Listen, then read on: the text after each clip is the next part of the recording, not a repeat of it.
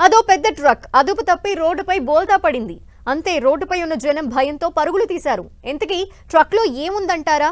ట్రక్లో పేలుడు పదార్థాలు కావు, రసాయనాలు అంతకన్నా కాదు. ట్రక్లో ఉన్నది తేనెటీగలు. దాదాపు 25 కోట్ల తేనెటీగల్ని ట్రక్లో తరలిస్తూ ఉండగా ప్రమాదం జరిగింది. ట్రక్ బోల్తా పడగానే వాటిలో ఉన్న తేనెటీగలు రోడ్డుపైకి వచ్చేశాయి.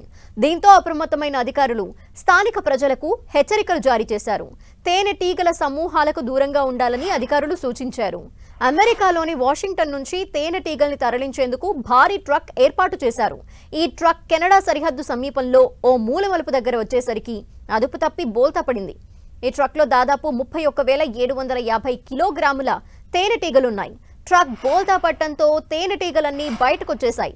విషయం తెలుసుకున్న పోలీసులు నిపుణులతో హుటాహుటిన అక్కడికి చేరుకున్నారు. సమీప ప్రాంతాల ప్రజల్ని అప్రమత్తం చేశారు. తేనెటీగలు సంచరిస్తున్నందున ప్రజలెవరూ 2-3 రోజుల పాటు ఆ ప్రాంతంలో తిరగొద్దని సూచనలు చేశారు.